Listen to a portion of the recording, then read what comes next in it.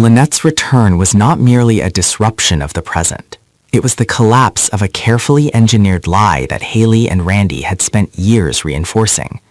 She carried with her the weight of a marriage that had ended not because love died, but because truth had become too dangerous to survive alongside it.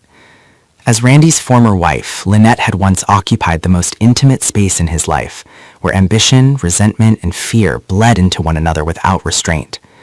She had seen the fractures forming long before they split open, had recognized the moment when frustration hardened into resolve, and morality began to erode under the pressure of desperation. For Hayley, Lynette's presence was an unbearable provocation. Rage surged first, sharp and instinctive, fueled by the belief that Lynette had no right to re-enter a story she had been forced out of. Hayley had convinced herself that survival justified everything she had done, that the world rewarded those willing to make difficult choices. Yet beneath that anger lay a corrosive terror. Lynette knew the plan. She knew how Hayley and Randy had come together not out of love or loyalty, but out of shared necessity. She knew how Bill had become an obstacle rather than a person, reduced to a problem that demanded a permanent solution. The plan had never been impulsive. It had been born slowly, shaped by countless moments of perceived betrayal and mounting pressure. Bill represented authority, exposure, and control, everything that threatened Hayley's ascent and Randy's fragile sense of power. Together, they had convinced themselves that removing him was not cruelty, but inevitability. Each rationalization had felt logical at the time, each compromise a temporary step towards stability.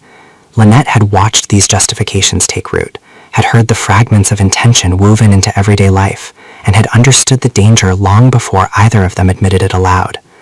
Randy's internal conflict was no less violent. Lynette's reappearance forced him to confront the version of himself he had abandoned. Anger flared at the thought that she now held leverage over his future, yet guilt gnawed relentlessly beneath it. He had once trusted her, had once believed she was his anchor in a world that constantly reminded him of his limitations.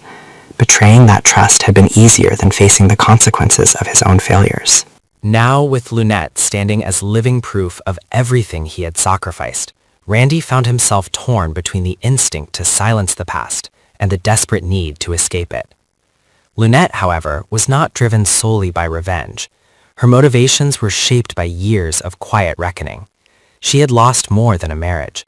She had lost her sense of safety, her belief that intimacy could exist without manipulation. Knowing about the plan to kill Bill had forced her into complicity she never chose. Silence had been her prison, and leaving had been the only way to survive. Returning was not about reclaiming what she had lost, but about restoring balance to a world that had thrived on her absence.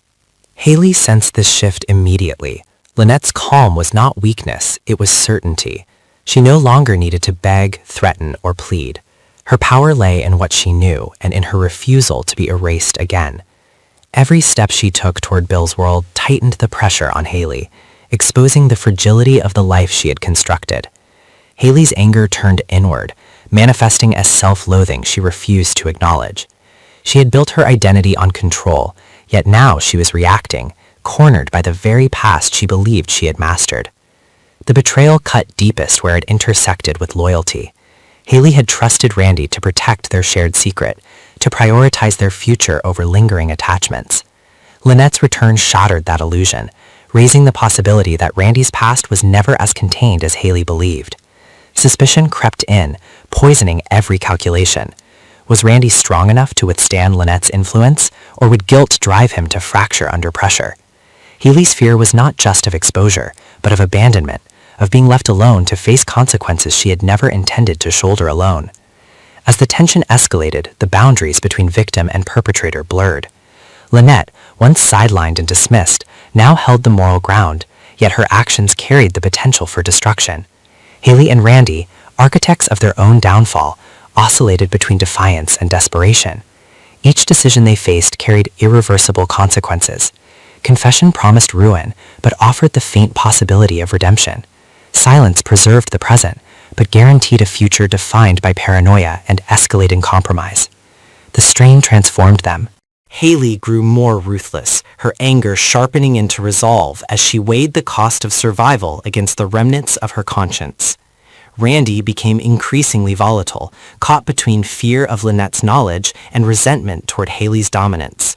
Their alliance, once forged by shared ambition, now threatened to implode under the weight of mistrust. They were no longer united by purpose, but bound by mutual destruction. Lynette watched this unraveling with a clarity born of distance. She understood that forcing a confrontation would not require overt action. The truth itself was corrosive enough.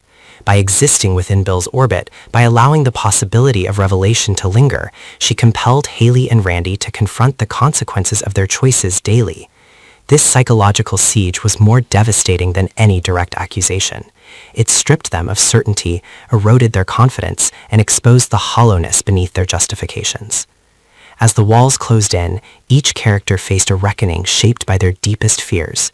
Hayley feared irrelevance and exposure, the loss of everything she had sacrificed others to obtain.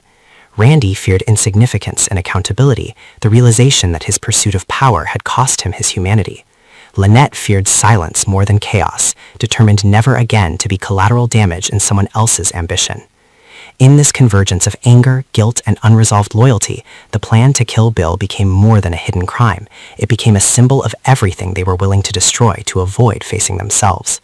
The tension no longer revolved around whether the truth would surface, but around who would survive it. Trapped by their own history, each of them was forced to choose between perpetuating the cycle of betrayal or accepting the devastation that honesty would bring. No one emerged unscathed. The return of Lynette ensured that the past could no longer be contained, only confronted. And as the pressure mounted, it became clear that the most dangerous consequence was not exposure, but the realization that the choices made in fear had irrevocably reshaped who they had become.